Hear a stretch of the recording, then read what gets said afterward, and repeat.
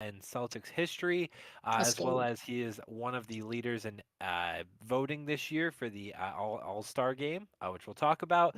And likely going to be first, second team All NBA, probably first, and fighting for MVP this year. So he's really doing his thing on the best team in the league. Austin looking sexy as hell, eating late as hell as usual. Jake making sure the podcast isn't broken. Steve sipping on the sipper, if you know what I mean, with a snake to his left. And me Ooh. wearing the same sweatshirt I wore 2 weeks ago. So, Not uh, showering. no, I definitely showered. So, I can attest to that. thank you.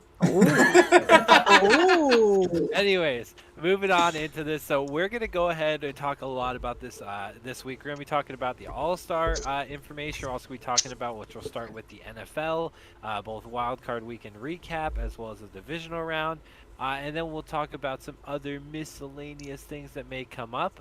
But those be the biggest, or will be the biggest topics. So let's go ahead and start off with the Wild Card Weekend reaction.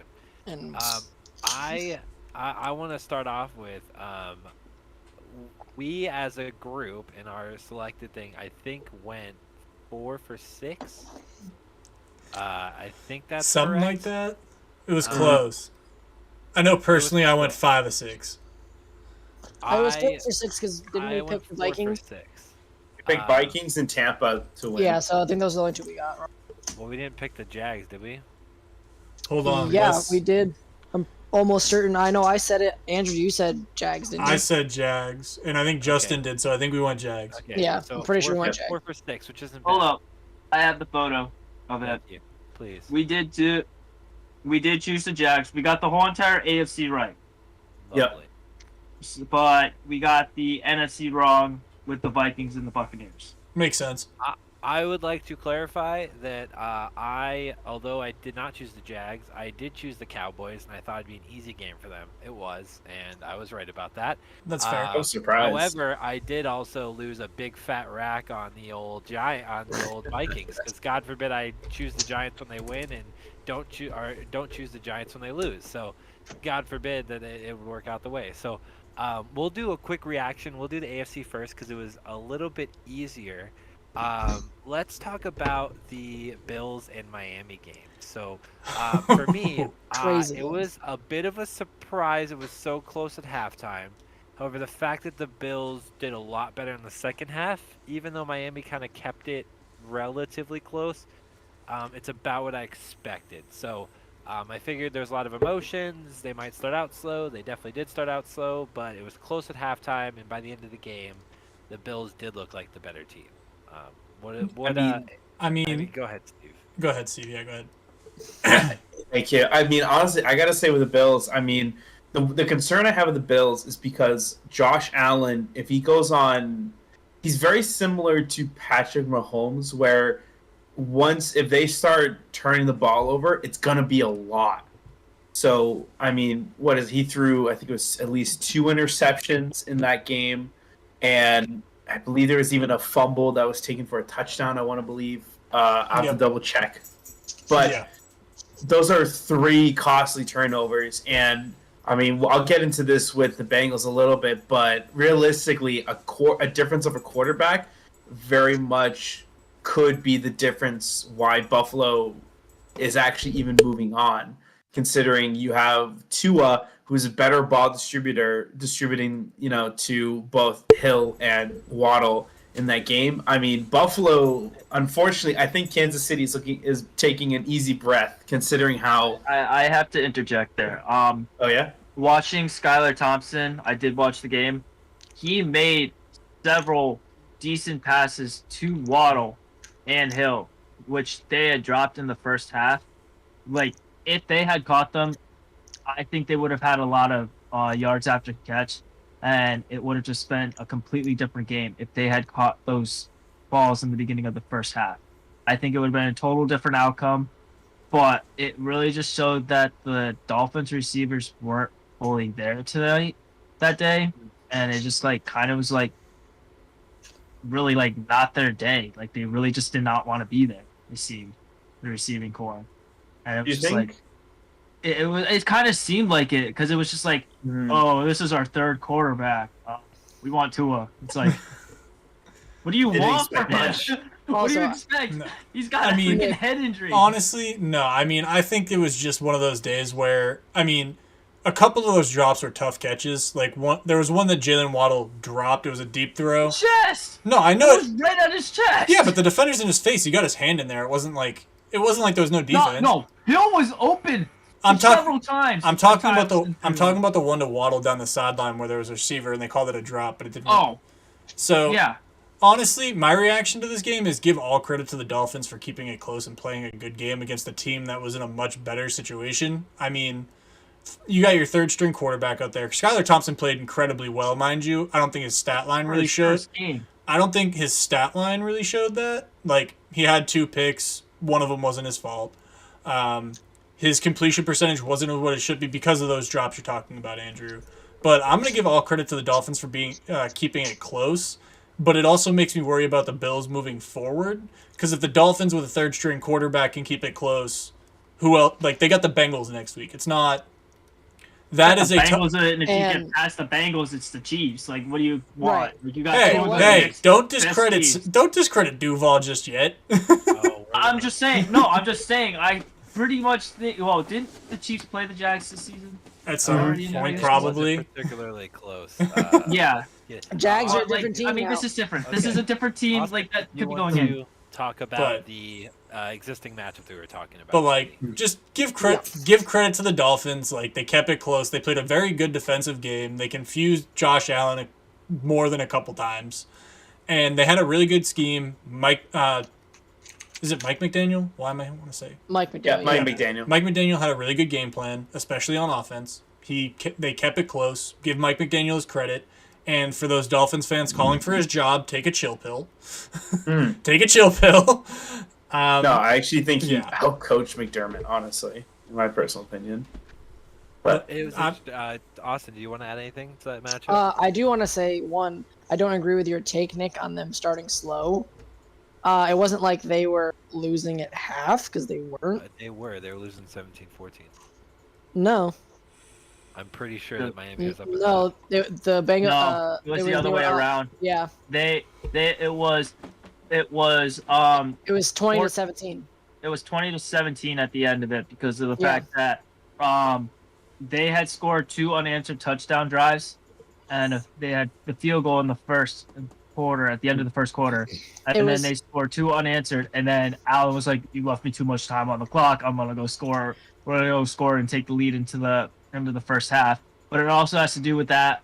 Wasn't there like a late hit on Allen? Like one of them just like kind of costed them. I think it was at the end of the I don't first remember. half. Like they like costed the team. Like they were going just for it, and they just like. It doesn't cost mean them. they were playing like great, but the point was they had the lead at halftime, and if it, like you said, if it wasn't for like some plays earlier in the first half with the Dolphins, stuff like that, it very easily could have gone the other way.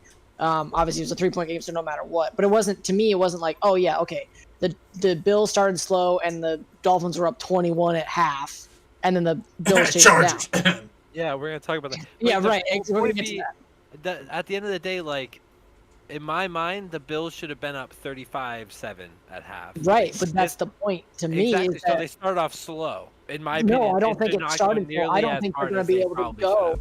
No, I don't think they're going to do that this going around. As good as a team as we all like, as they really are, I don't think they're going to do that in these playoffs. We're going to see, but if they didn't do that against this team, Listen, it's hard for me to think they're going to do it against the Bengals. Exactly. Listen, but man, we expect them to start off hotter than this. it's also the playoffs. Like, you're not going to find a lot of blowouts in the playoffs. It just doesn't No. happen very often. Unless Patriots give up a perfect game. to the Listen, Bills last that's a one-off occurrence. That doesn't happen a lot. You know what I mean? It's You could playoff be like the football. Buccaneers and just give up like 3 freaking touchdowns in the Yeah. first half and not That do was anything awesome. about that. Yeah, Yeah, We'll but get- they we'll did get to okay that, for man. missing the Yeah, the- that's his own thing. let's move on to the next game. Yeah. This one we'll talk about, I think, a little bit less. Yeah. But Cincinnati and Baltimore. This would turn out to be a much better game than Yep. I'm pretty sure anyone projected. Even more so than Buffalo, Miami. I think when Lamar was out and it was Huntley was the one that was playing, people kind of thought it was going to be a blowout. However, knowing that Huntley is a similar quarterback to Lamar, I thought it might be closer, like a touchdown game, which is exactly what it ended up being. Also, this is a division matchup. They've Yep. played each other twice this year. Those are always hard matchups, just like Buffalo, Miami should have already been considered. So you can never really assume it's a blowout, especially in the playoffs, because both teams made it. So Yeah. I would agree with Jake's point on the other game, on this game. So what thoughts? I mean, I didn't learn much from this game. To be No, honest. honestly. I mean, I have to thought say- these were exactly what we thought they were. I do have to say it was smart by Lamar Jackson for sitting out. He was cleared to play, but he would have had to wear a brace. And I believe RG3 posted a photo of himself wearing a brace and then Yep. him tearing his ACL in that game that he had to wear the brace. And as a mobile quarterback, Lamar Jackson was thinking of himself and was just like, as much as I would love to play for the team right now, he doesn't want to risk injury going further into down the playoff run. And it's just like, you can't do that to a team. I kind of see both sides of that argument. Like, I see what Mike Vick was trying to say, where he had a torn ACL and suited up an entire season or something like that. I forget what year it was. Yeah. But he mentioned it. I can see RG3's point. I can see Mike Vick's point. It's one of those things where you get two different types of players. Like, some dudes are gonna try to play through that, and that's okay. And other players, especially with the situation that Lamar Jackson is in right now, he's playing for a contract. Can he even be franchise tagged? Is he franchise tag eligible? I think so. He is, I believe, because they didn't take his 5th-year I option. don't think so, because a lot of people are talking about him like he's a free agent this year. Well, I And think he he's is. he's franchise tag eligible. He's franchise tag eligible, but I think people want him to see him walk to a different team. That's Yeah. why I think the conversation's been about, is that they don't think he wants to stay there. And even if they franchise tag him, it's like he won't play. Like, they're saying he might just sit out for the season. Like, that's type of stuff. So, like, they might 'cause he just also let him walk. Because he also wants a long-term commitment. Mhm. So Right. the franchise tag kind of limits that. But I think if we want to I think for this game in general, I thinking about it now, I think of this Bengals team and the Bills. I think just didn't expect these other teams to put up as good of a fight. I think, unfortunately, I think they're looking ahead. I mean, the Bengals, that fumble, 98-yard fumble recovery touchdown was Saved insane. Well, Yeah, J.K. Dobbins said that Tyler Huntley should never have been put in that situation, and they think if they handed it off to him, he would have carried that thing right into the end zone. I mean, I agree, but at the same time, it's just like, what happens if you're the one to fumble it? Like, that's like on him though too. Okay, Nick, well, also that. Sorry, Jake. no, I'm just gonna reiterate the point. Like, Nick, thank you for agreeing with me on the Miami Dolphins game. Thank you for agreeing with me here. I can't say it more. Give credit to the Ravens, because credit is due. They kept it close. 100%. 100%. And- That was a great matchup. That's all I gotta say. That was a Austin, go great ahead. matchup. When it comes to, like, Dobbins can say all he wants about that. Huntley's an idiot for just diving the way he dove. Like that was. I he wouldn't wasn't- he call wasn't him a- No, he's not stupid. Like, I people don't do it all call the him time. an No, idiot. no. He is I'm like saying- a second year or like. Yeah, I think this is my theory. But either way, what I'm saying is, like, it wasn't even like a dive. He, like, kind of jumped forward and then He was trying to put it just in. jump straight forward like, with the ball. People do it I all the watched the time. play. People do that all the That's- time. No. They do it actually like getting up and getting air off that, and I know he can get that. Literally, go watch that play again. He Yeah, literally but just kinda, like, walks you don't forward know and what's happening in that out. exact second. Like, maybe, like, dude, he didn't get as much grip as he wanted on the ground, so he tried to jump and he just didn't get enough. Like, he had too much momentum. Like, Maybe, you but don't I'm know gonna go what- off the video and I'm gonna blame him, so I can't. Okay. I think it's a great play by the Bengals defense. That's really all I gotta say about it. No, I can't not give credit to them. I mean, they collapsed that offensive line, but I like, think you know, this is also something the Bengals should be, as close as the game was. I mean, the Bengals got to feel good about their defense, considering that, we now have a defense that can save our ass in a very tight game. So we know Joe Burrow is phenomenal. We know he's going to do his best to clean it up. The only concern I have, I think, for the Bengals is they gave up 4 sacks that game. Only an offensive line. Their offensive line is banged up. They rebuilt it and it got hurt. Yeah. Yes. So Al Collins is out.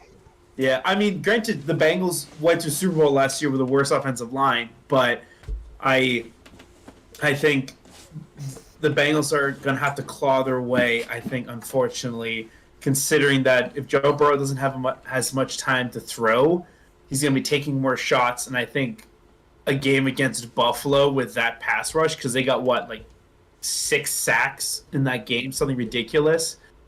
And I mean, you also had a rookie quarterback back there that took too much time holding onto the ball and tried running it outside the pocket. And That from is what the true. film showed, from what the film showed, from a lot of the games that I watched, is that they pressured one side so that you would be forced to run outside of the pocket and stay or run out of it and out the back of it and around. They didn't really force him to go up into it. They forced him back and out out of the pocket. So it was just one of those types of things where it was just they knew what they wanted because he was a rookie quarterback, and if he runs out and back of the pocket, they have a better chance of getting him for losses of yards. Yeah. But All right. I do have to say that if Lamar Jackson was healthier 3 weeks ago, I think this game would have been a different outcome, and it would have been a completely different aspect of the game. And I think potentially that touchdown fumble recovery wouldn't have happened, and I think Ravens could have moved on. But Yeah, I don't think it I will happens give- with him in there. yeah, I think this is a different outcome if that was the case. I think that game ends with the Ravens winning it if that was the case. But I'm giving kudos to both teams there. Great defensive stop. Great Yeah. game planning for the Ravens to take it that far with them to the team that just won the North. You can't really do much about that. I watched that again. By the way, I just watched it again, and it was basically a QB sneak that he then tried to jump up and over.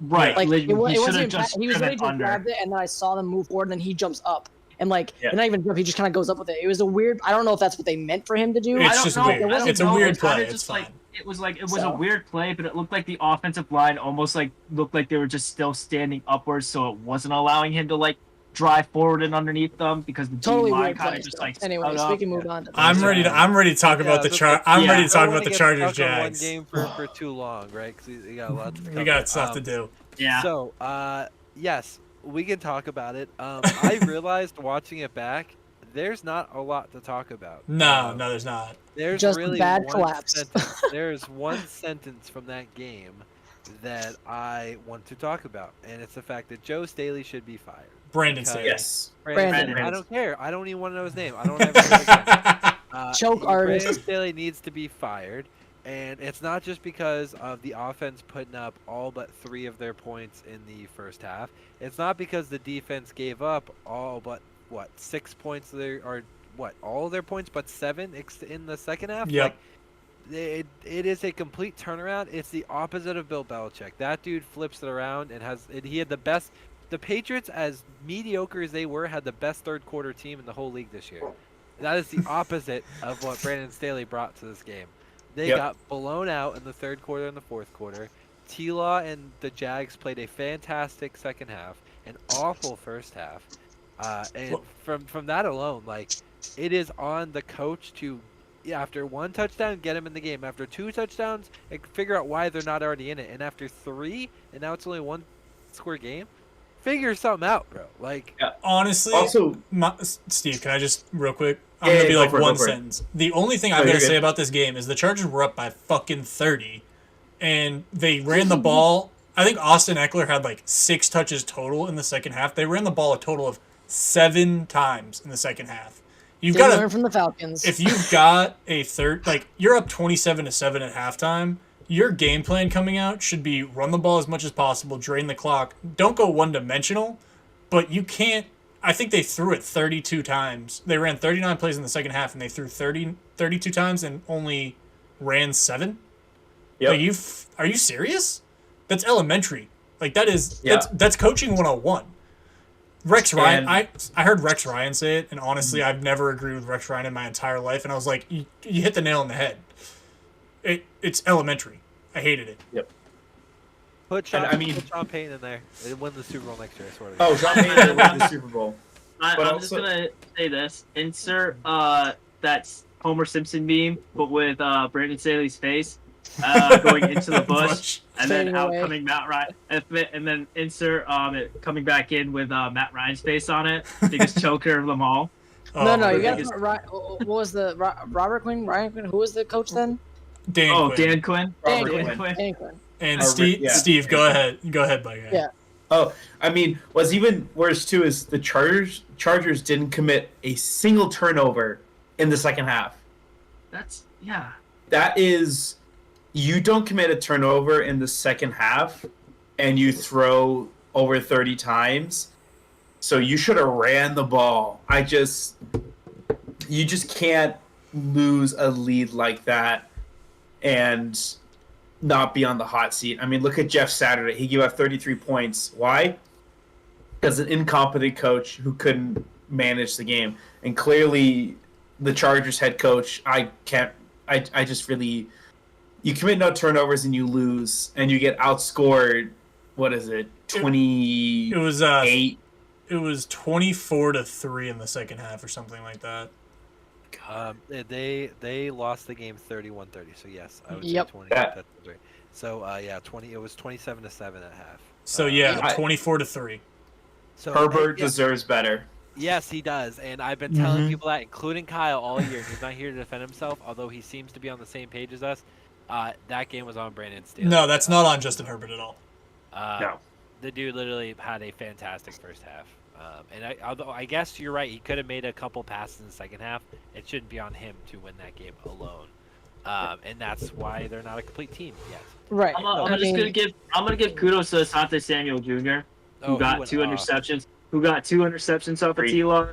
It's now equaled his father interceptions. Scored interceptions made in the playoffs. Bro, Asante has one more pick and the Patriots have another Super Bowl. I don't want to hear it. Yeah. But like, also give a lot But of he didn't credit. want to play for the Patriots. That's the problem. He didn't.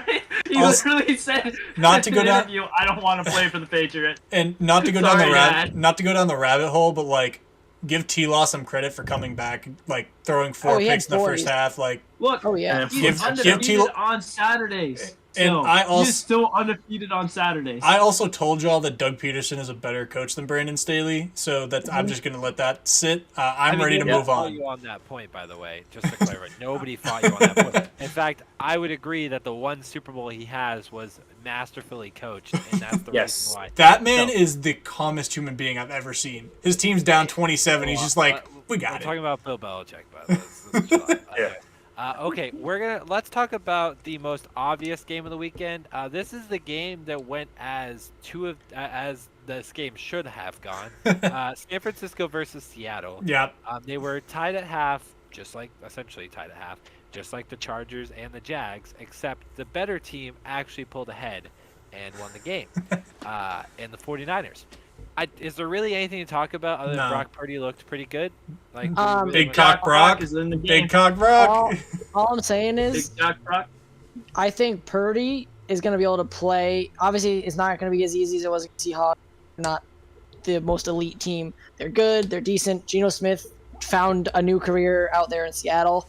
But I think Brock Purdy is going to take them. I think one more, maybe all the way through. We'll Yeah, see what they have happens. the Eagles. As long Yeah, as that's he a does, tough matchup. as long as he Wait, doesn't, they got the Cowboys, right? Yeah. as long as Brock Purdy doesn't turn the ball over, I think the 49ers are set. That's where it's going to come in. Yeah. Like, if he doesn't turn the ball over, they're going to be just fine. But Yeah. he See, but the looks like prob- that dude. But the He problem does. is that in the Cowboys you have ball hawks all over that team. Well, yeah, exactly. But That's as why- long yeah, as yeah, So, like, all so, he's like, got to that's- do is go ahead. that's Andrew. Okay, the problem. we're talking He hasn't about it dealt- before we actually get there, so let's move on Yeah. before we go talk But, to yeah. talk about. Point being, Brock Purdy, in my mind, looks a lot like Jimmy Garoppolo and does the same things that he does. even very better. But he does a lot better. He's got a more. little He's agile. got more cojones But he's than a little Jimmy bit G. Oh, yeah, he But does. he's a little more Made it to a agile. Super Bowl, so let's Yeah. chill out. J- Let's Jimmy's chill. a Let's little chill. bit Let's too, chill. He is also been Okay. injured. No, he's the Anyways, baby goat. Shut up. we're gonna save what really was probably the best game, second best game of the weekend for last. Yep. Tampa Bay and Dallas just happened last night. It went This about. game went exactly as I thought it was going to. Except for the- Literally, I'm not a Cowboys hater, but with all due respect, love the Cowboys memes. However, I watched them a good amount this season, having Tony Pollard, and I saw a team that like should win a playoff game. And when I saw or didn't see Tom Brady play like Tom Brady, I don't even know who was on the field in the last 8 weeks. I was not. I was like, dude, this isn't even the same guy I watched for 20 years because he doesn't care. It looks like he doesn't care. Or at least I don't know what it is. It's just the people around him don't care. Maybe I don't know. Dude, But, Tampa Bay's culture is awful. Yes, Yes. and Tom's. We're gonna talk about that a little bit, maybe if we have time. But where Tom might go, and it might be a next week or this offseason's discussion. But that game went exactly as I thought it would. Everyone thought Tom the Goat would come out. Tom the Goat always had a team around him of people who bought in, and this was Yeah. not that team by any No. means. And No, the Brady defense has is to. not the same. No, I mean, actually, Tampa Bay's defense, I didn't realize this, was mid to low 20s the entire season. And, I mean, realistically, with Brady is he needs more help in his age. We know this. That's just, at the point of Brady's career. And this really wasn't a culture that he could succeed in. And it just, you ask him to throw 60 times, and any other season previous, 66 times, that's like Brady is gonna destroy your defense. But 66. I never saw And that coming. Steve, last night. that's the heart of the problem, right? Is like when I picked the Bucks, I expected them like I know Tom Brady threw a record amount in the regular season, record amount of completions, whatever. I expected them like Todd Bowles has been here before in the playoffs. Like he went on a Super Bowl run as a defensive coordinator. Like you have to run the ball in the playoffs, and I expected them to come out and run with Leonard Fournette and Rashad White and try to set a tone early, and they just didn't do it. Like I get it. also, they had some pretty good runs too, which Like- is crazy. They're not even inability because I think they can run their ball. Their unwillingness to just turn around and hand the ball off and set up play action is what killed them this year. Todd Bowles' inability to make mid-game adjustments or to adjust any type of offensive game plan absolutely murdered this team. They should have been probably a 10 or 11 win team barring injuries and whatever. Yeah. It's awful. Honestly, I know that they said that Todd Bowles is good until next year. They just fired Byron Leftwich. I don't think Todd Bowles should be safe. I think everybody on that coaching staff should be getting the chopping block. It was awful. Their team is talented, and they're awful. And they also had what was supposed to be a masterful defense, and that defense did nothing. They only had one sack. This was supposed to be a sack-driven team. This is what was their bread and butter for the last 2 seasons aside from Brady, and they couldn't even do that. And so that their very exposable secondary got exposed. Their secondary is great if their quarterback's under pressure, and you don't get the quarterback under pressure. I mean, but I think we got to give it more to Dallas only because this is the team that obliterated Minnesota, that was able to go on a nice win streak with Cooper Rush. This is the team that when they want to play well, instead of put up 6 points against the Commanders, this is a team that could make it to a Super Bowl if they stay consistent. But I've got nothing else to One say. note about I'll it. give on it. Dallas, in my mind, was the only team this weekend of all 12 teams that did exactly what they should have. Exactly. They didn't Yes. do better. They didn't do worse. They did exactly what they should have. Maybe you could consider it a little bit better, but they should have beat Tampa, and they should have beat them bad. Yeah. Also, fun note: we had Tampa going 14-3 this year. Yes, and we they did. went 8-9. So Yep. Worst prediction we've had so far. I will say that the NFC South did not look hot at all this year. And it was fucking awful. like, we it was got the just like- rest it of the was got- division right, pretty much. Yeah.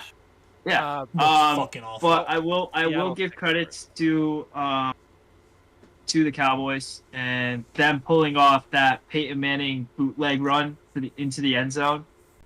I don't know if you guys remember that Oh, play. I saw the video. It looks very yeah. similar. It literally was exactly the same exact play where they like fake the handoff and the quarterback just bootlegs it all the way out and around on that goal line. I can't wait till It the was Philly special beautiful. happens. I can't wait. 'Cause it's gonna Yep. happen. Jalen Uh, Hurts receiving touchdown. I know, I Jalen know Hurts it's gonna happen rushing in Philly. touchdown. I think it'll Jalen happen Hurts. in like Kansas City or something weird. Okay. Oh my! The final game of the week we'll talk about. Hopefully, Kyle's watching if he's in the mood to watch. If he's able to. I don't know if he is. the biggest, for me, not for everyone, the biggest surprise of the weekend, not necessarily with how the Giants played, but how the Vikings barely played is what it felt like. Um, so the Giants beat the Vikings and cost me a bunch of money. Thank you. And furthermore, Justin Jefferson receives, I think, 1 or 2 targets in all of the second half. That's Yes. not the biggest joke I've heard. Dude had 1,800 yards in the season, the 7th most receiving yards in a season, by the way. And you throw him to him twice in the second half of a game that you're losing the whole second half. Must I need go on? There's really not much else to talk about the Vikings. I don't really blame Kirk that much, other than he's the one who could have thrown to Justin Jefferson. What is the real story here is that the Giants played a great game. Yep. And it wasn't just Saquon. It was a beautifully coached game. And Daniel Jones did more than he's been doing all year. He didn't just not lose them the game. He contributed towards some sort of win. Yep. By having multiple plays that resulted in touchdowns or just good passes. Big yardage. He First was down great. conversion. Yeah, it felt like he Big controlled first the down game. mark. It's Yeah. the He was- first game I've really seen the dude control No, that I've seen. he looks great. I mean, And Yep. the Wow. problem with me is I look at it, I'm like, okay, was that just Minnesota's defense and the fact that they were not great all year? And was that because Minnesota didn't have a great offensive game, so that's why they were in it? Is that why this happened? Or is it because the Giants are the real deal? I'm not sold yet, even though I totally thought the Vikings would win that game. So to answer your question about that, Nick, honestly, I think coaching just shows up a lot more in the playoffs, and I think Brian Daboll is a better coach than Kevin O'Connell is at this point in their careers. I mean, Yes. that's really what I think it came down to, is the better coach team played like the better coach team. If Daniel Jones goes out there and misses some wild passes and throws 3 picks, this is a different story, obviously. But Daniel Jones, for the first time in his career, is being coached the correct way. So you're seeing what looks like a competent quarterback. And I always thought Daniel Jones, was smart. I just think he always had bad coaches, and honestly, his teams weren't great. His team still, I don't think, is great. I mean, having Saquon definitely helps in the play-action game and doing all those other things. But at this point, I think you're just seeing Brian Daboll as an elite coach coming out for the Giants. That's really what I've got with it. And Jake, the only comment I'll make on that is you're seeing the opposite effect on someone like Josh Allen, who looks a lot more loose cannon Without Yes. Brian Daboll. I was just thinking that. That's the big point, and everyone keeps saying it. And I heard about it a couple weeks ago about how Josh Allen's playing like a loose cannon, and Daniel Jones is playing like above average. I also think that's because Josh Allen really has to do a lot more for his offense than people really think he does. Josh Allen is their entire run game and their entire pass game. Not to give an excuse for Josh Allen. Like, he's still great, but yes, you're right. He's throwing a lot more There's no one to picks. tell him not to do that. Yeah, there's no one to That's tell what him Brian no. Dable did. Brian Dable absolutely told him no. Like, hand the ball off 15 times a game at least. Stop being an idiot. And for that alone, and that's a big point. So Daniel Jones is taking advantage of it for sure. No, And you have an elite. that's my only I will reaction to say- this game. Is Brian Daboll's better I than will Kevin say O'Connell. that, like, definitely Brian Dable definitely looked back at Daniel Jones' college career, found some tapes that he liked, and was like, why was the reason they drafted this guy? There's got to be a reason why. And it was like, found plays that really worked for him this year. And it, like, really shows that, like, they knew what they wanted now. They had at least a competent quarterback that could lead them still for another, like, 3 years, potentially down the road. And, like, you have the pieces there. You just need to, like, find those other missing pieces that could carry it further. Because I don't know if they make... I really don't know how much further they can go. But, like, this team this weekend really showed up and just really played the best game of football I've ever seen from the New York Giants in so long. And this Giants team, the thing is that a really good run game, very smart defense, and then you have a quarterback that can, if he can eliminate his turnovers, you can use him very well. And they're using, Daniel Jones's legs really well. I mean, if I'm the Eagles, I don't want to play the Giants. I'm being completely honest. This is not a team, especially with a, still coming off of an injury, Jalen Hurts. That's not a team you want to deal with. But also, I mean, the Vikings as well. Yeah, you don't rely on your top weapon as much, which is a huge mistake. You have a terrible run defense, and you're going up against a team that loves to destroy run defenses. So this is a Giants team that if whatever team they play in the later rounds, that team's going to be hurting and they're going to be tired after that game because New York is very hardy, tenacious. I mean, It's a scrappy. very control the ball type game. Based on what we saw, this is probably the second best case scenario because at the very least, they could have played 4 through 7, and from what I remember, it's the Bucks, the Cowboys, the Vikings, and then it's the Viking. I forget what it was. It doesn't matter. Eagles, Vikings. In front of me. I don't know what are you asking. The order But like was order of No. it's 4 to 7. Sorry. Who are the 4 to 7 seeds? Eagles, Niners, right? no, you No, said no, 4 4 to to 7 7 was- It's Giants. Oh, sorry. It's right. Giants, Cowboys, Seahawks. It was that's the 4 through 7. No, Giants, Cowboys. Excuse me. Seahawks. Jesus. Oh, this is Bucks. Would have been Bucks, Cowboys, Giants, Seahawks. We were forgetting the Bucks. right. And so Yeah. no, actually, this is the second worst case scenario for the Eagles because they could have played the Vikings, and I think that would be a tougher matchup for them. We'll get to that, obviously. but- I actually think that this is the best case scenario of the 3 teams that are there, and we're going to carry this right into our divisional round conversation. In my mind, I think that no matter who the Eagles play, if they beat the Giants, it is worse than playing the Giants, and there's Yeah. one specific reason why. I think worst case scenario, they play the Cowboys. Why? Yeah. They've already played the Cowboys Twice. twice this year. And that is awful for any team to play a team 3 times and the third time be in the playoffs. Well, they got to play the Giants for the third time too. It sucks. Yes, so that sucks. But the Cowboys, in my mind, are a better overall yeah, team. yeah. Their defense. Oh, yeah. Micah Parsons alone is the best player on that field, besides maybe Saquon, if you put everyone on the field. Micah Parsons is the best player on that field, Yeah. even Well, with I mean- even with Saquon. But I mean, Yeah, he's if good. you look at it, the Eagles' run defense has not been fully there this year. So you hand the ball off to Saquon how many times? Probably 20 to And- 25. Yeah. And he gets off a good 10 yards each, about maybe every 5 runs that he gets, like a good 10 plus yards every 5 runs. I really think that if they start then play actioning, your defense is going to be scattered at that point, and they won't know what to do. I think this is a closer game than people think it's going to be. I'm still taking the Oh, I Eagles know. by 7 to 10, but it'll be more competitive. I'll take the Eagles.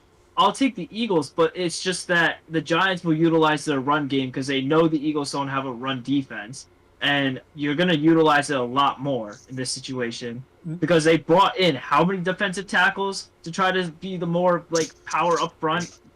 Yeah, Lot. actually, I think they have a lot more than that on that roster. I saw right now. Nick shaking his head. I want to know what he's going to say.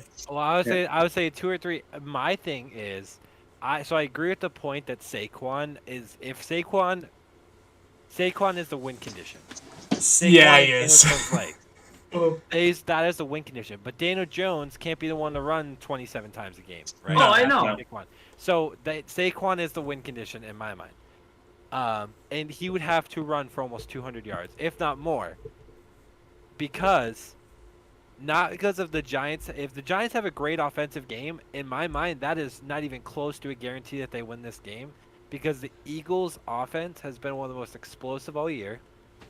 And they have, if you're looking at the best wide receivers on the field, Eagles easily have the top 2. And probably number 3. And if you give Goddard, they have the top 3, guaranteed.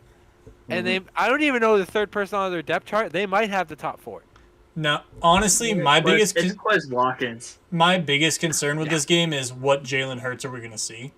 If Jalen Hurts comes out and looks like he did in Week 18, the Giants could if they run it 35 times, the Giants win the game if we get Week 18 Jalen.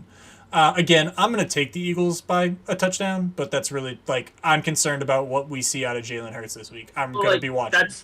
That's what I'm saying. If the Giants somehow manage to control the game in their favor, I don't see the Eagles winning this one. And if they do, it's like you said, it's going to be I'm going to say it's going to come down to a field goal win for them. Yeah. All right. Honestly, I think it's going to be a field goal. We are about 40 minutes in, boys. We've got a couple other things to get to, so might want to speed it up a little Yes.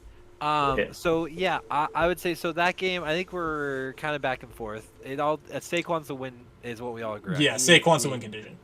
The win condition. So the other game in the NFC, Dallas and San Francisco. Gonna be a This great game. should be a great game. Yes. This should be a very fun game to watch.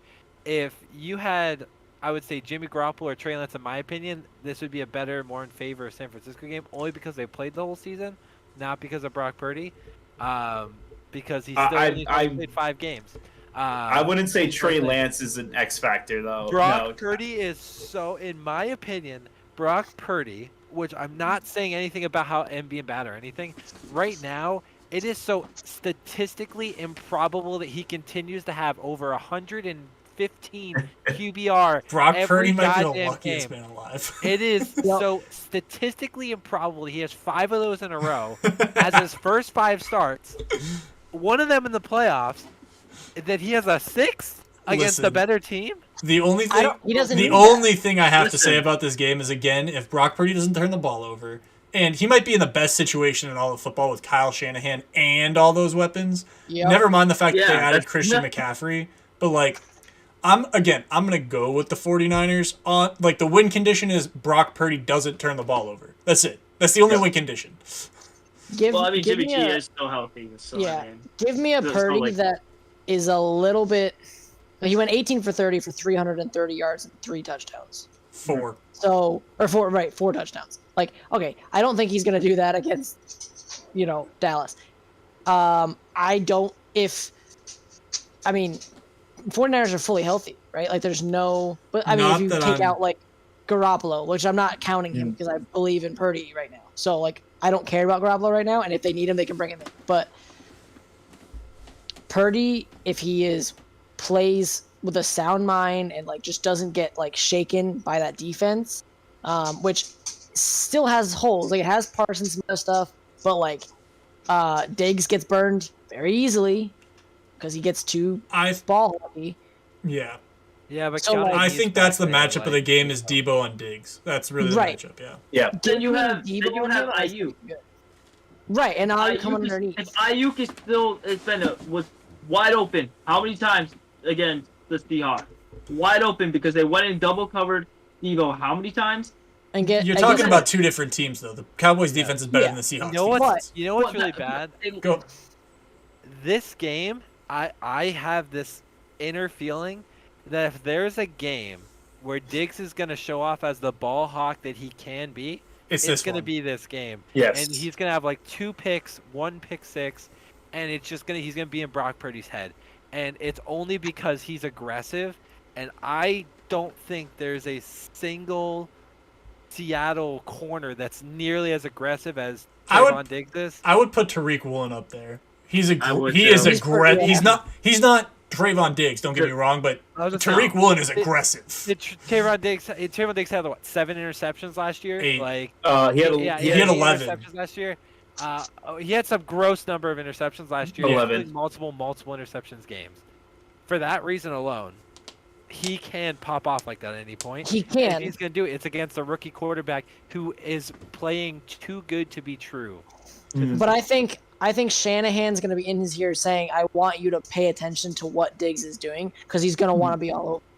And I think if Shanahan, since he's a great coach, and I think it will, and I think that's going to show up here because that's another thing too. The coaching with Shanahan Dallas Shanahan's better than McCarthy. Yes, only one's won Super Bowl, so that's important to note. True, but Shanahan's been to 2. Yeah.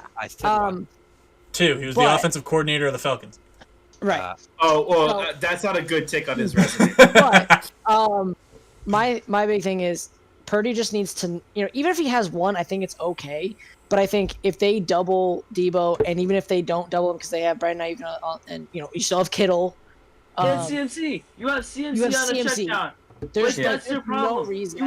You're putting Mike on CMC, right? Like Micah's got to apply pressure. Micah's got to be your edge. Micah's got to be your edge rusher. You got to apply pressure to him somehow, and you don't have enough guys on your roster that can apply the pressure that Micah Parsons does, right? Like DeMarcus Lawrence has on the opposite side. Listen. Like, you have to find a way to pressure Brock Purdy to make these throws downfield with a ball hawk like Trayvon Diggs. to be able to get into his head. I wanna- You got to find that. I want to end the conversation on this. If Micah Parsons has a game like he did against the Bucks, where he has 2 sacks, 9 quarterback pressures, Cowboys are going to win by like double digits. That's all I'm going to say about it. I don't see it happening, but if he is the X factor like he was, that's the game. It really depends. It really depends on who they match up against him on the O line. I can't believe that really depends. Here's the last thing I'll say: if Shanahan's smart, I mean, if he's lining up outside, you can easily put Kittle on him. Kittle could easily match up against him. Not like Juszczyk as well on the inside as well. If you have Kittle and Juszczyk there. I'm not saying that like Micah wouldn't beat Kittle off the line, and but Kittle can hold his own against those. It's not like he's the best run blocking tight end. So I'm not too worried. Based on that one note alone, I watched Kittle this last game run with like 3 guys on his back. George Kittle's an excellent blocker. Yes, but if Mike Parsons hits Kittle, I don't think Kittle's gonna keep running. No. I don't think that. I'm just saying, I think it's. We got the AFC to get to, boys. We got the AFC to get to, boys. The only positive part about the AFC is that I don't think we have to talk about Kansas City, Jacksonville really at all, other than it should be a decent game. I expect like a 42-35 type game or a 42-28, like a pretty high scoring. Probably. That's really all I got to say about it. But the Chiefs likely win that game. If T-Law pulls that game off, I'm keeping him in fantasy. I'll say it right now. I will hold myself to it. Anyways, Buffalo, Cincy. Or Kansas City, rather. So Cincinnati versus Buffalo. This is the much better game. Both teams came off very close games. We have seen how teams react to the close games, including these 2 teams. We have seen how they react to close playoff games. In the past, Cincinnati has a much better record in these close playoff games, considering Buffalo keeps having them against Kansas City and keeps losing. So there is right away in my mind, unless Buffalo blows out Cincinnati, which is not unlikely. Very likely, I don't think they win this game. I don't care. This is the matchup that we want to see again. This is the matchup going back to the regular season that never happened due to the unsubstantiated issue that happened on the field that delayed the game and canceled it. I don't know how both teams are going to react going into this game. I mean, you're in Buffalo. Cincinnati is going away to Buffalo, where they now have full support of all those fans there. Is it going to be an emotional game? Is it going to be a train wreck of a game for one side? Is it going to be it really depends on how Cincinnati's going to walk into this game at the first moment, and knowing that they're playing in a stadium full of Bills fans who are going to be pent up on emotions and are going to be riding hard and going into this game. I think sorry, Steve. I'm going to take one sentence and then you can go. No, you're good, honestly, you're good. I think it just comes down to whether Josh Allen turns the ball over or not. And if he does, Cincy wins. If he doesn't, Buffalo wins. That's it. I'm just gonna give the edge to Cincinnati because first they went into Kansas City last year when they had Tyreek Hill down 18 points and won, and you're going up against one thing to remember too. If you think the offensive line for the Bengals was suspect, Josh Allen was sacked at least 5 or 6 times this past weekend. So I just think Joe Burrow is a better. I trust him more with the ball in his hand.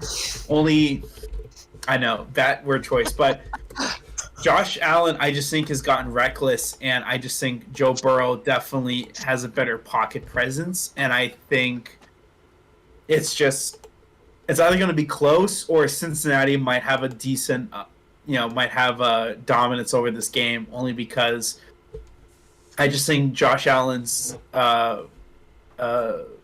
likelihood of turnovers is going to come back to bite him in the butt. He had a near-perfect game against Kansas City, wasn't able to win. And honestly, I just don't know if Sean McDermott if I really can trust him in so many close games, because in the playoffs it hasn't turned out well, and unfortunately I think it's going to happen again. I just love Cincinnati as the overall more balanced, better team in this case. I am going to say, going back to what Jake said, yes, it does go back to turnovers. but also him saying that without having Brian Dable there and keeping him contained he's just a loose cannon, and I just think he may cost them the game if he's gonna try to be the savior for the Bills.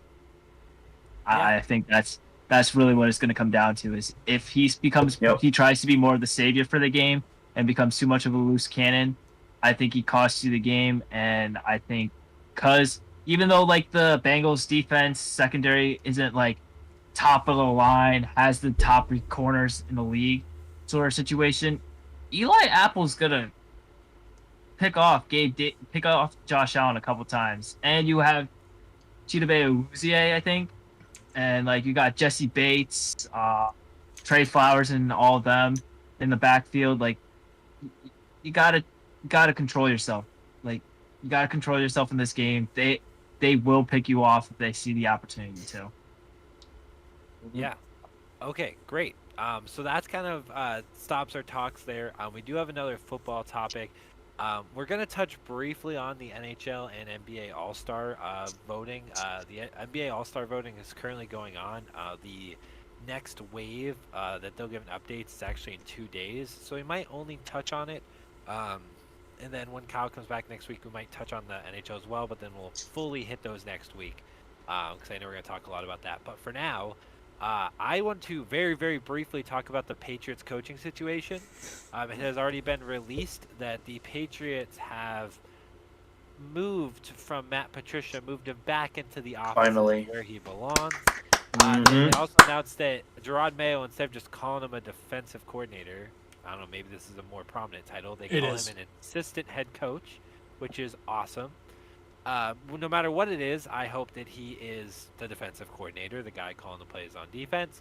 Another note is Joe Doucheface McGoogle is the special teams coach, which God knows we need someone out there telling them to not give up 2 kick returns to Neiman Hines to let us not go to the playoffs. And then Nick Caley, who's been he's been tight ends coach, is going to be moving on in some fashion. Probably going to be a coordinator. Yeah, he's going to go get an offensive coordinator job. So that's really it. We don't talk about much. I know we're all just happy Matt Patricia's not longer going to be coaching. He might help out with the O-line.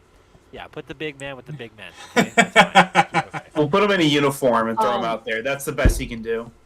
Jake, What's I up? still Run think over that, by Aaron Donald. yeah. What was our offensive line? Dante Scarnecchia, right? That was the. Yeah, he was the guy before. Oh my God, yeah. That, yeah. A long time guy. He is one person they don't talk about. Bro was literally integral in the entire dynasty, and nobody talks about this man. Literally, He might be the most integral part of the entire dynasty, and nobody says a word about this man. Literally, he I'm was pretty- a savant. with I'm the pretty O-line. sure the only time they won Super Bowls is when Dante Scarnecchia was coaching their offensive line. Maybe Yes, not in the early was. years, but the last But in the 4, last Dante Scarnecchia 3. was there. No, Yeah, we'll have to check that out. 100%. No, that's a known thing that he was a big deal. So when he retired, it was a big deal. And honestly, I heard this earlier, and I actually kind of believe it. I don't think the Patriots' offensive line was as bad as it seemed this year. Bro. The scheming and the play calling. No, made it significantly I'm worse. with you on that. The amount of times I watched them try to cut block edges on passing plays was absolutely was annoying. fucking atrocious. It gave Yep. Mac less than 2 seconds of protection every time they did it. And I noticed that every time Bailey Zappi was in, they never did it, and the protection was so much better. And I'm like, what Yes. are they doing? Well, like if we're hearing coaching was different for a different quarterback. You can quite But literally also- go to our Twitter and see me complaining about how many times we try to cut block edges on pass plays. Yep. Bad. So anyways, other than looking at Steve eating some nasty stuff over there. I'm just blowing my nose. Deep in there. Anyway, okay. So we are going to talk about some potential trade scenarios looking at Yeah. next year. So I'm not. Did you put anything together, Jake? Did you? or do you No, have- honestly, I'm just gonna go off the top of my head. We're gonna talk about first and foremost D-Hop because why don't you just pull up a blank Google Sheets and we'll go through it. I will do that as you speak. So we're gonna go through D-Hop obviously because he's getting moved. Derek Carr because he's getting moved. We're going to talk about a possible Lamar Jackson trade scenario solely because I think it becomes a tag and trade kind of thing. I think that's something that a lot of people are looking at. And then we'll talk about Aaron Rodgers because he's a potential trade target this offseason. And then we should talk about Jimmy G. I think that's the 5 that we should talk about, like where they should go, what the compensation should be, stuff like that. Nothing insane. I mean, and as Nick's pulling that up, obviously we're gonna start with D-Hop, and for me, baseline minimum first round pick for D-Hop. I don't care that he's 30; he's still an elite talent. Yes. The best fits for him, I'm not. Like, personally, I would love to see him in a Patriots uniform, but I don't think if we, like, to the coaching situation of the Patriots, Bill O'Brien is the top target, mind you, for the offensive coordinator job. We tweeted it out earlier today that if Bill O'Brien is the OC, I don't think D-Hop's going to waive that no-trade clause to come here because he absolutely hates that man. And honestly, personally, I'm perfectly fine with it because I don't hate the Patriots receiving core as much as other people do. Andrew and I were talking about it earlier. I wouldn't mind having a true wide receiver one option. Dude, am I gonna mind if D-Hop's here? Absolutely not. He's one of the best players in the game. No, I'm not gonna mind it. Nobody would complain, but it's just if we get Bill O'Brien as our OC, I don't see it. But with D-Hop, I mean, I could see any type of like wide receiver needy team going to get him. I see Baltimore. Like Baltimore could try to go do it. That would be a good, I think Baltimore would be the best. I think the Saints are a sneaky target in there. I know they don't have the draft capital, but they could try to find trade partners. Packers. The Packers could be one. Packers can definitely do it. I'm also going to give a shout out to, honestly, this might be kind of crazy, but I actually might see the Chiefs honestly making a push depending on how this playoffs go. Oh my God, so, if they do that. Nick, what do you think it takes to get him? Minimum first round pick. I'm gonna say it's multiple picks. I think it's at least a first, if not a first and like a third and a fourth. How much more does he have on his deal? I can look that up real quick. Let me look. Because that's gonna be a big. I have a feeling it's gonna be a first round pick, and then depending on where the first round pick is, may just be only that, considering how much the other teams are willing to take of his salary too. So honestly, I think the likely destinations are probably the Colts, Packers, and probably the two most likely. I think Ravens would be another option if you still have Lamar Jackson. I think he's got 2 years left on his deal. So right. Here's what I think too could be a reach. If Brady went to Raiders, do they have enough capital to go get him? They have enough draft. They have the 7th pick this year. They could throw that at him. That would take a lot. It's a reach. Like, I could see the Raiders, the Chiefs, the Patriots, and maybe, like, there was another team we said. Who was it? The Packers. No, we got the Packers and, like, likely. He's going to want to go to a team that's contending. The Giants and the Ravens are probably two other reach destinations. Yeah. I would say the Giants might have a better chance, honestly. If you get a situation where Giants might not even be that much for. Yeah. Actually, I mean, if the Giants also were able to get a team-friendly deal from Daniel Jones too, that's also going to help. You have a competent quarterback back there. I really think you're going to do something. I mean, you're losing Sterling Shepard though too at the end of the year if you don't re-sign him. I don't think they want him anyways. When they don't. When they don't bring him back. I think the reason the Raiders to me are like could be in play is just because they do have in the set at number 7, I don't think they have the money. No, that's what I'm saying. It all depends on if they could fudge money. But like, if Brady, unlikely, you know. If Brady comes, I could see D-Hop waving. That's what I'm saying. Is like those two things. If that would be the scariest. That could make sense. That would be the scariest offense I've ever. Dude, that would be insane. You got D-Hop, Adams, Waller, Jacobs, Renfro, and Brady. That would be ridiculous. Actually, what is the Bills cap room? I don't. It's not good. Negative $6 million. Negative $6.5 million. Okay, never mind. Yeah, they're not. No, the Bills aren't. The Giants are actually probably more likely than not, solely because they have so much fucking cap space. Yes. But wait, hold on. Bears. The Bears are an No, option, he has but to. He has to want to go there. That's yeah, the issue. it's the no trade clause that bothers me with the likely destination there, because he So- wants to play for a playoff contender. The Raiders Yeah, have 23 in cap. Do they really? Here's the That's- number, by the way. This is what I was looking for. Yeah. The Actually, Bengals have a Commanders- shit ton of the cap Com- space. The Commanders might be a good shout. Yeah. Okay, Yeah. I don't But mind that. that's if they figure out. That's if they figure out their quarterback. Oh, room. sorry, 20 million If for the they Raiders. draft a quarterback high this year, or they trade up to get a quarterback, like for D-Hop, he's like, Well, honest. Austin, honestly, they're trading Derek Carr, and they're Right, that's gonna give him more. I'm assuming Brady signs for a deal less than Derek Carr does, solely Right. because Brady's a team-friendly guy.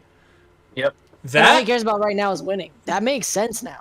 that oh my lord, that would be scary. And you know D-Hop and other guys like that want to win a championship. they have no. Let's defense. run it. They need to spend money on defense. They do. You're Agreed. right. But Yeah. like, I wouldn't be surprised if they said, "Screw it, we're gonna Jo- roll with a." Josh with an McDaniels offense said, like that." "Fuck it." I mean, Just- it happens before. I mean, the Chiefs made it all the way to the championship game a couple years ago with the 31st ranked defense. Let's be So real. The Let's look Chiefs at have been this. doing Of that the most teams, of How much Mahomes. does he make? He makes 20 a year roughly, right? Something like Yeah. that. Yeah. Do Of the you, Twenty-two. teams that can afford him right now, because we have no idea what Derek Carr's trade is going to include in terms of keeping money or get rid of money or whatever. I'm sure it'll be Like something. the Colts could make it work by trading DeForest Buckner and a pick, which I think In is my which mind, I think for is Ravens viable. and higher. I'm thinking right now the teams that could definitely get him are Ravens and higher. That's what I'm looking at. That's fair. This is Yeah. all you have to make it work. Yeah. And we're not looking at make it work. We're looking at possible trade destinations right now. We're looking at the Ravens and higher. I'm fine with having them as reaches, but in terms of likelihood, the Ravens are totally up there, even without Lamar. I think the Giants definitely come into that mix. Yeah. The Patriots come into that mix.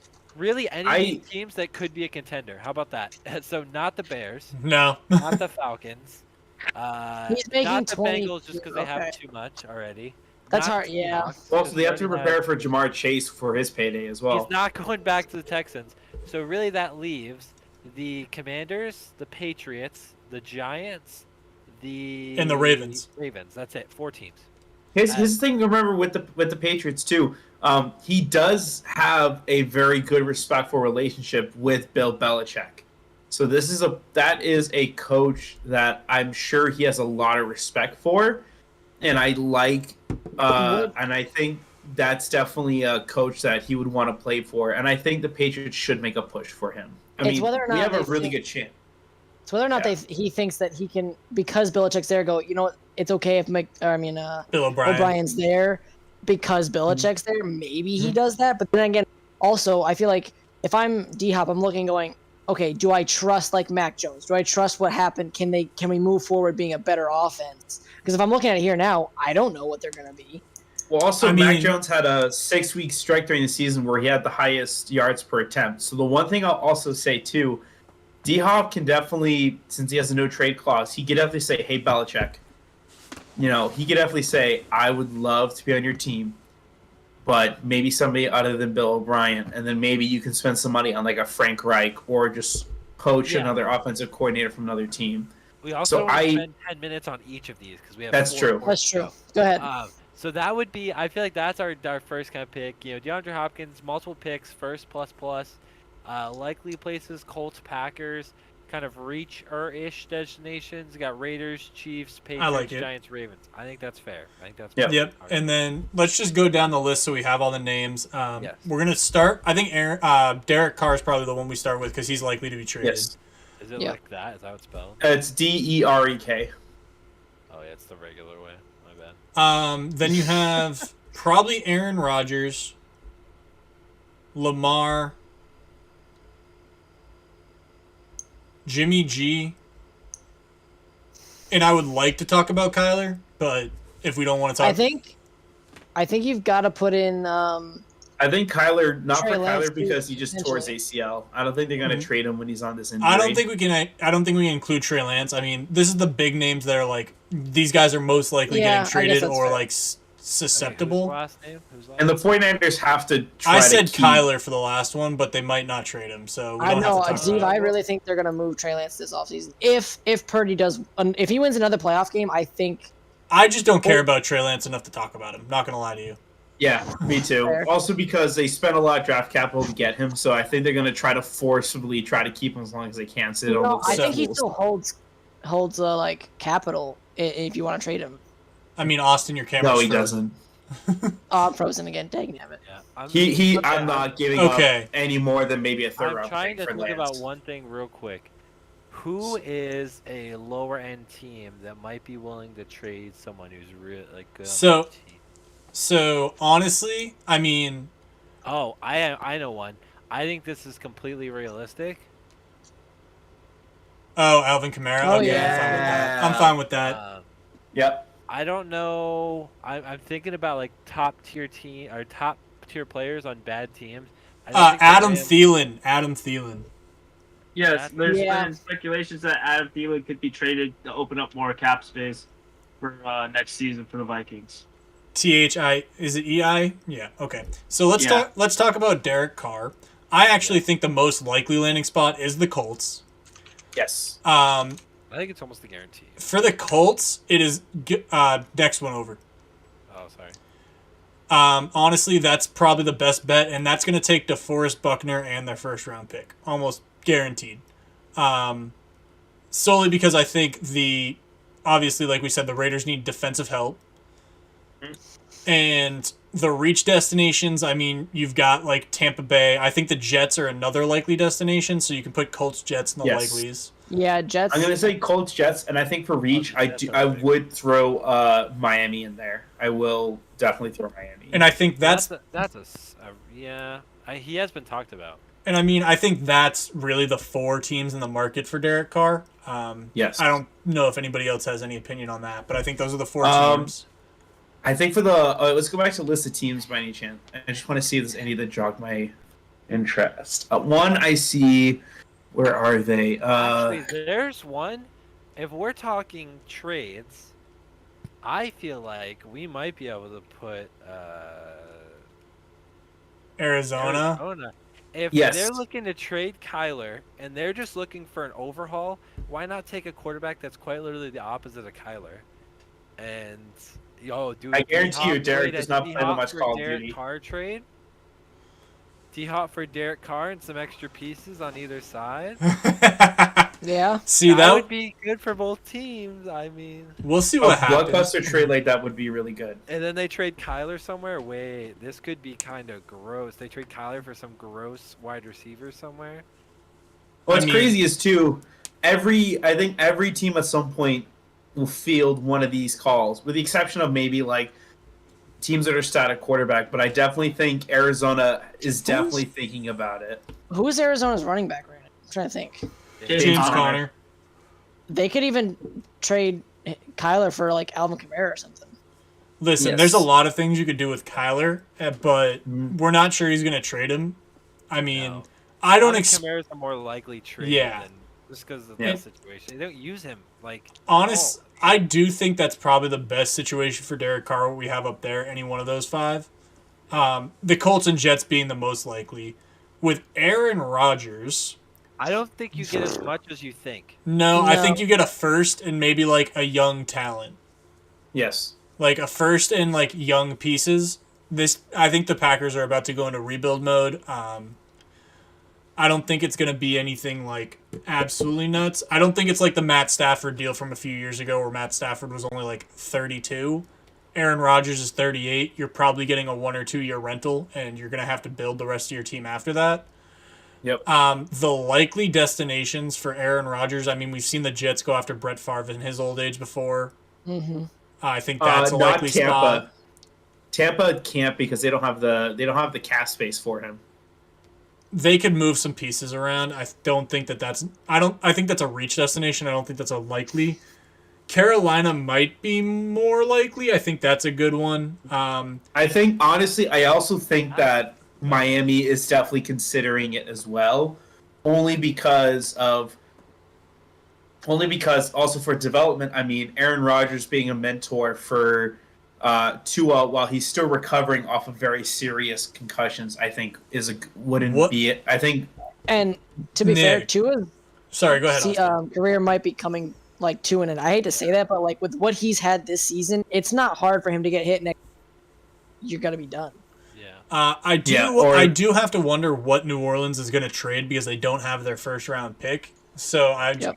I was. why would they that, trade for but, Alvin like, Kamara if they have well- Aaron Jones and AJ Dillon? So the thing is that like with the if I can just jump down to the Kamara trade, so the Eagles are looking for a more solidified running that back. was a rumor this year. That was So, I was so hyped. I still think that could happen during this offseason. Yeah, This honestly, offseason, so with the Saints pick, they would still pick higher, but you still give them the first round pick that the Eagles get, depending on where they finish, Kamara, which would open up cap space that the Eagles have with their first pick. So I think the Eagles would trade their first round pick that they have to the Saints for Kamara, and probably a couple other small pieces with it, and I think you open it up more. Yeah, I'm with you, Andrew. I think that's a low first and maybe some late round picks. Maybe a first and a third. Oh, hey, look, it's the code. Okay. I don't think, because running backs aren't as coveted, I think Alvin Kamara would be traded on draft night depending on where Bijan and Jahmyr Gibbs go. I'm not going to lie to you. I think Alvin Kamara's trade market really depends on how high Bijan Robinson goes. Yep. Not because Bijan Robinson is Alvin Kamara, but Bijan is probably the best running back prospect we've seen since Saquon. Miami is also something that was rumored. I think the teams are like good that like literally a running back could make a huge difference. And honestly, I don't even think we need to say reach destinations for Alvin because the likely destinations are the destinations. That I like what we have set up for Alvin Kamara there. I think that's right. It's similar for Aaron, by the way. I think those are the two teams. You could have like one or two other teams sneak in there for a 2-year rental. I think the Raiders. If the Saints do trade for the Eagles first and some other like draft picks in the future and other stuff, I could potentially see them using those picks at the draft or at a time where they could just do it if it is happening earlier in the offseason where they could just trade those picks straight up for Rodgers. You know what actually might be a good shout? If Lamar decides he wants to get traded and that works out, what about like a Lamar to like New Orleans for like Michael Thomas and like give him some depth at wide receiver? The weirdest thing I've seen so far is that people are proposing that the Bears trade the first overall and Justin Fields for Lamar, which I think is dumb as fuck, by the way. Just gonna say that out loud. Yeah, well, that doesn't. That doesn't make any. It doesn't do anything for either team. Like it doesn't do anything. So with Lamar, I think the most likely destination would end up being Miami. I might, if anybody does anybody disagree with that? Like Miami's probably the spot I think that's where a good place. Yeah, I think that's a good place. Yeah. For sure. I've also seen the Jets. I have also. I would say Jets do make sense. I think the Jets make I think sense. the Jets definitely are going to be Yeah. dipping their hand What into about- any quarterback situation this offseason. What about Texans? No, that doesn't make any He's sense not for gonna- Lamar. He's not going to go to a. Well, yeah, it doesn't make any I sense. mean, he doesn't have a a no rebuild. trade clause. He has Right. less like. They'll do right by him, like just like another committed player. Like they'll do. Right, they probably will. I'm just saying, technically, like that could be. They'll put that as a reach, I think, because like the Texans would love to get him. Why do I feel like he would go somewhere like out west though? I mean, you're Like, you trading have at the Seattle- very you least two have- firsts. You have Seattle that has 2 firsts there. I think And Seattle. they have a built team at the offensive side. Seattle might not be the worst shot in the world. The Seahawks is also- definitely a reach. I like it. It's a good spot. And think- also, yeah. the Seahawks could just throw in potentially, Geno Smith in there because Geno Smith had a pretty solid season with a terrible team. So, with an arguably bad team. So, I mean, I think Seattle actually has a pretty good package to do Nick. a reverse Russell Wilson trade, but actually win it. Nick, 2 T's in Seattle, 1 L. Did I really flip that? That's Yep. crazy. It I'd be happens. surprised though if Seattle does it this. I mean, depending on how everything shakes. Honestly, think- sorry, Austin, go ahead. No, I just think they're comfortable. I mean, Geno Smith literally just broke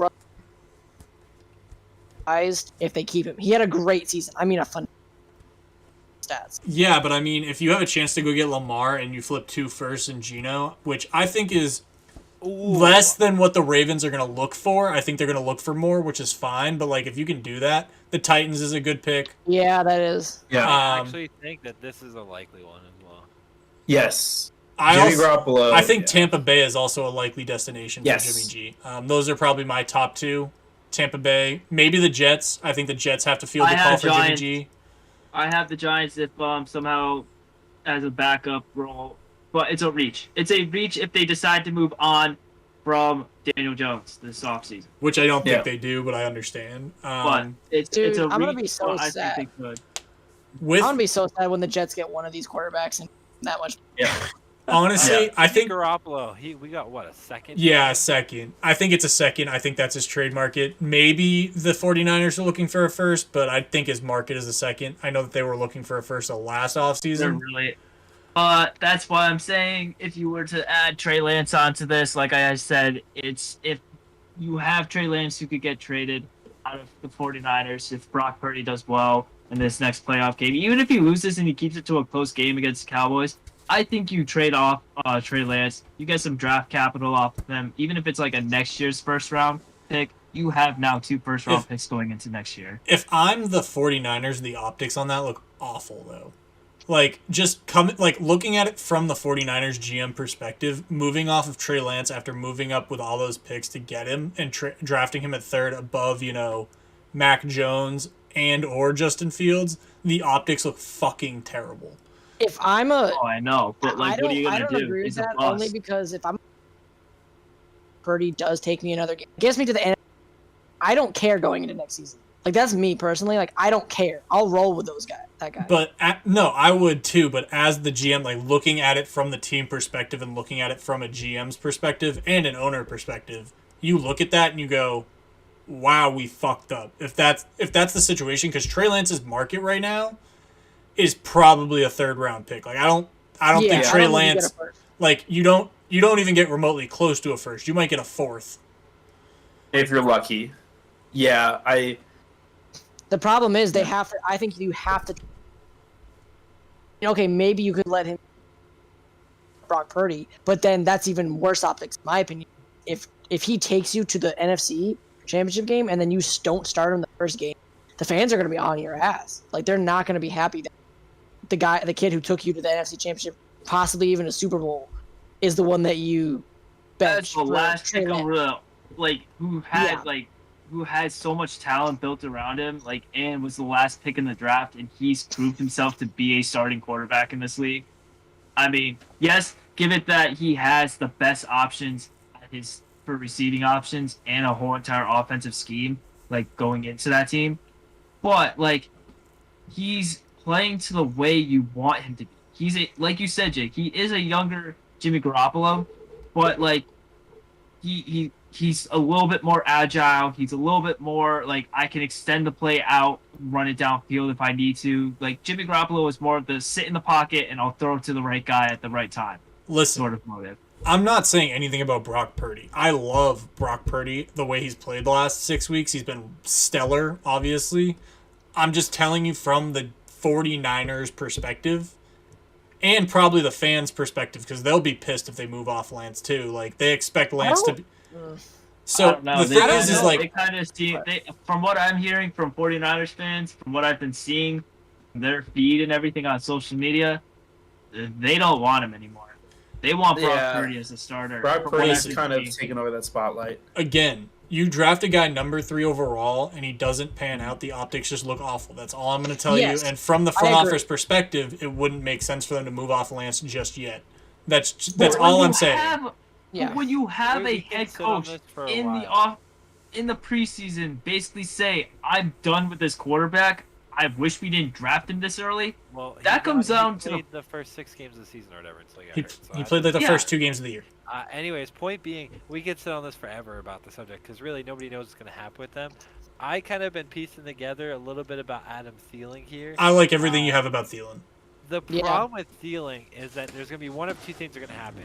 Either it's going to be like Eric Decker, and he's going to be overpaid and old, or someone's going to get him that doesn't need him but wants him, and he's going to be A very heavy, slot. like the Patriots. They always find a way to use those old guys well. But teams like the Raiders and Carolina and the Jets will overpay him, and he won't do anything because they're going to overuse him. I think that He's still on contract. He's still on contract. They're just trying to trade him off because he's contemplating retirement, but he's also doesn't know what the Vikings front office wants to do because they need cap space, and he would be the biggest option to get rid of. Just because they have a solidified wide receiver one. I think the Chargers and Chiefs are sneaky too.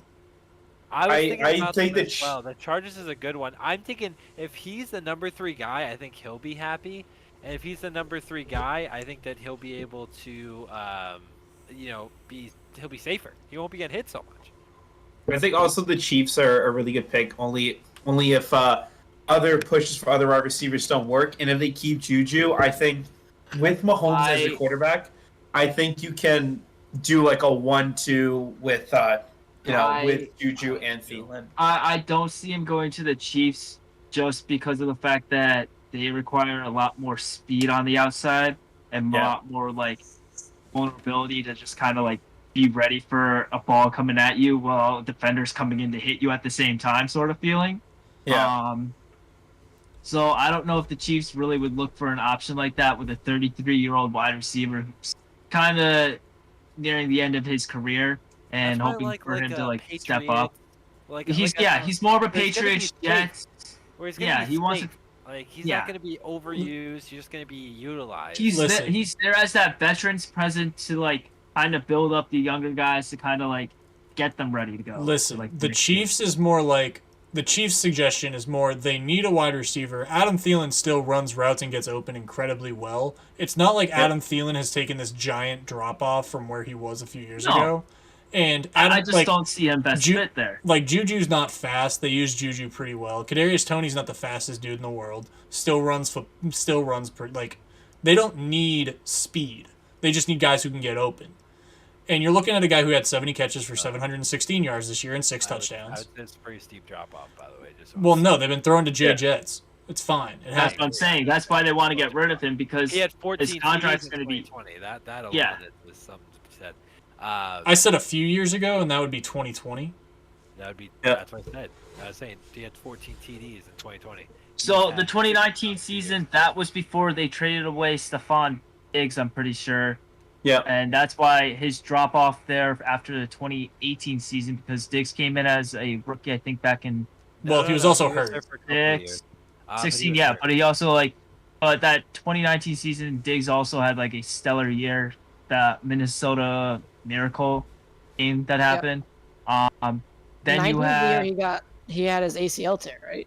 Right. 2020 they drafted Jay Jetta, so it was a split between the two of them for receiving yards. 2021 Jay Jetta had his breakout year, and 2022 Jay Jetta had his stellar year, and they can see the decline that Jay Jetta has moved up to that wide receiver 1 role, and Adam Thielen with his big contract still when they re-signed him has fallen, is kind of regressed as that big number 2 option because they got KJ Osborne. Now that's stepping up to that where's he going to go? And the thing is, he can fit on pretty much every team if he wants to play. Exactly. If he wants to play. He says, supposedly his wife says they don't know what his future is going to hold, but he says he's still got a lot of football left in him. So I don't know what his options are, but I think honestly, if you're Adam Thielen, you want to still play, you still want to get some receiving yards, I'd go to the Patriots. Honestly, you have the best options there. You have the best opportunity to kind of still be that wide receiver 1 facto option. If I'm him, I'd go to the Bills, but I'll go hang out with Stephon Diggs for a couple more years and do and Gabe Davis. And Gabe Davis, so that's where I'm going. If I have a choice, no, but also again, he doesn't have any control over it. They're going to trade him somewhere. They'll probably do right by him, like it's the Vikings. They normally do stuff like that. That's fine. But no, the only thing I was saying about the Chiefs is that it'd be serviceable. But that's really all it was. That's why it's a reach destination. Okay. I would love him at the Patriots though, just for the idea of that veteran presence to teach someone like a Thornton to how to run routes. Yeah, that's exactly what I was thinking. But just like Demaryius Thomas, rest in peace. When he was here, he was a part of that. He was just helping people. And then Rodney Harrison came here for a preseason too and was doing the same thing. So If That's what, Thorin learns how to run routes, like Dude's not gonna even be like dangerous. the best, but like good. Yes. Oh my gosh, I cannot wait for that. well, we got to get to next season because I'm still hurt from this season. That's So, a fact. anyways, Yep. so that's gonna wrap up our sort of free agency, our trade talks for now. There's gonna be a lot more during the offseason. We have a lot more guarantees, a lot more going on. Free agency. What else? Yeah, well, free agency. It'll be a lot, and the Patriots have a lot of room to sign a lot of people, so it'll work Look, out. we could well. sign Pollard. No, thank you. We got I don't backs. wanna We got like backs that. on backs on backs, dog. Bax is not Fine. what we need. We have two, and then we saw some from Polar and Pierre Strong, baby. Yeah, Pierre Strong. Both Yep. of them look good this year. So, anyways, so we got running backs for the next 6+ years, even if I get hurt. Okay. So, what else do we want to talk about before we briefly touch on the All-Star games? Anything No, else? the only thing I gotta say is that we've got a mock draft episode up that you should go watch. We've got a who's the top quarterback in this year's draft class episode dropping tomorrow. So if you guys are interested in that, make sure to check those out. That's all I gotta say. Also know that this past Friday I destroyed Nick in bowling, but that's just about it. That is Actually, sport let's related. clarify, Steve. Steve, who had the highest score? Over 100-point games. Who won we 2 out of played- 3? We played 3 games. Me and Steve both scored over 100 all 3 games. I had the Which highest is score in rare the for 3 us. games of 149. Steve had the highest cumulative score. I also in the same game bowled 3 strikes and then 2 gutters. So Okay, He- okay. he has a- Steve's the most inconsistent bowler of all time. Yeah, Moving on. I had four strikes in 1 game. We're gonna briefly talk about, like I said, we're gonna kind of talk briefly about the NBA and the NHL All-Star voting. So quickly touching on the NBA, next release comes out on the 19th, so that's where we're gonna get a little bit more of like, okay, what's actually happening. But so far, the biggest ones to note, none of this is really a surprise. Kyle Kuzma in the front court for the Eastern Conference being 7 is pretty cool. Pablo Branchero on his rookie year being 8 is awesome. I love that for Yep. the boy. But really, the main point to know is that it's probably going to be Katie, Giannis, and Jason and Joel. Are That's likely nuts. kind of those 4 picks, which is Since crazy. when did Jimmy Butler move to the 3? I thought he was a 2 guard. Yeah, Yeah. right. Dude, honestly, I don't. Oh, when Tyler Hero came, there you go. There's your answer. Okay. okay. Tyler Hero and the other guy who shoots 3s. As for the guards, what's crazy to me, KD being top doesn't surprise me. Kyrie being at the top does surprise me, but he's been Yes. quiet this year. So Donovan Mitchell surely deserves to be up here. Not only has this dude had a 70-point game, but he's been dominating this year. That's the I'm best also shooting seeing guard. a in the lot league. more popularity than anything as well. I'm looking Yeah. over here and I Yeah. see Russell Westbrook getting any votes at all, which is kind of ridiculous. But Well, so these are the fan votes. Let's Yeah. clarify. These are the Now, fan Yes. votes. 50% of the NBA voting goes to the fans. The other 25% goes to media, and 25% Yep. goes to the players. So these names are just all the people voting. Jaylen Brown being Mhm. 4th. Jaylen Brown, I will guarantee you on everything, will be on the one of the All-Star teams. The Yes. dude is literally playing like the sickest 2 in the game. Yep. And Jason will also be on there. Over here on the opposite side, really nothing surprises me over here other than Russell Westbrook. Austin Um, Reeves. Hey, Austin Yeah. Reeves. He's been playing. No, I yeah. know. I will give a shout out to Tyrese Halliburton, who I think deserves more votes. That dude plays Yep. basketball so purely. One of the best Especially because playmakers he's in in the game. Indiana. One of the best playmakers in the game, dude. Yes, I mean. I just can't get LeBron over can't be Anthony there. Davis right, in number right 3. now, it's just gonna be Team LeBron versus Team KD, which makes sense. That's kind of what it was. It's been like that, or Team LeBron. It's versus been Team like that Giannis. since they did. It's the gonna be something like that. captains. We're gonna find out in quite literally 2 days, kind of where we're at. Again, this is only 50% of the vote, so where they are isn't where they're gonna necessarily be. Jaylen Brown will likely beat out James Harden, might even beat out Donovan Mitchell, but it'll be something. Actually, I think it'll probably be Giannis and LeBron. Wasn't that what it was last year? That's what's been It last 2 years, was. I think. I I think it's would- going to be Giannis. Look, I think also for front. I think on the Eastern side, it's going to be Giannis and Tatum's got to be number 2. Well, we're talking about. Well, Who- the all like who the Oh, teams the are? actually team We're talking leads? about Yeah. actual Yeah, like, team names. yeah. It's usually the most popular from the East and the most popular from the West. Yep. LeBron will I'm get pretty his. sure. Unfortunately. It'll be KD or who has the most votes from the fans going into that Yeah. setup. So It'll like either be it, KD or it's Giannis, between pretty fans, media, and then the commissioner has final say over it though too. But Yeah, I'm we're pretty sure going Adam's to click on this. I saw that. I love it. There. That's hilarious. Anyways, so this is where we're at right now. Like I said, this kind of goes up here. Next update will be in 2 days, so we'll talk about this again next week. Yep. We will quickly switch over to the NHL All-Stars. So these are the lineups for the Metro and the Atlantic, or the Eastern Conference. A lot of names you'll know, like Sidney Crosby, Yep. Nikita Kucherov. Is that really on Sidney some names- Crosby's fifth? That's it? He's only been to 5? Yeah, but there was a lot Wow. of years where they didn't. It's Okay, a long story. we'll talk about it later. And just know that like there's only one Boston Bruins player here, even though Pasta's been playing like crazy, and that's not Yeah. a negative thing. It's just there's some crazy good players. Biggest notes here: Linus Allmark, All-Star makes sense. Igor, All-Star makes sense. There's really not a ton of stuff. The coolest thing is Tage Thompson, who's been playing lights out this year for Buffalo, 5 goals, is in his first All-Star game. So that's fantastic. And again, we'll have Kyle come in and make some comments next year about this. On the other side, it's really cool to see a Seattle Kraken in their second year. Actually, Yeah. here, Matty Beniers made it, and he's doing fantastic. He was drafted by him last year. He's been doing great. And really, other notes, Jason Robinson's been playing lights out. He was definitely going to be in the All-Star game, but he signed 8x8, and Kyle thought it was crazy, and then realized he was 24, and then he's like, oh wait, never mind. And now he's literally has the third most goals in the league this year, behind McDavid and someone else.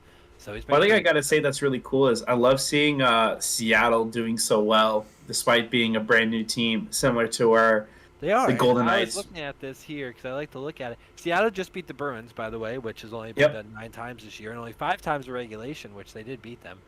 Yep. The Bruins, of course, are at 72 points, 13-point lead over the Maple Leafs, who are second with a game in hand in their conference. They're looking pretty good. Closest team in the league is Carolina, which is 10 points behind.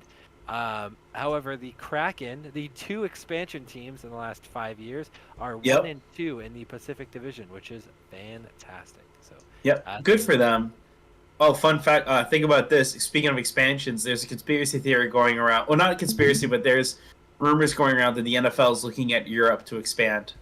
This sounds like Well, we're in the episode because we don't talk about conspiracies because we don't know. First off, Steve, and you'll like this, the most likely place they're going to expand first is Mexico City. Yep. So, Yep. anyways, that is episode 47 for today. Anyone else have anything else to talk about before we finish up?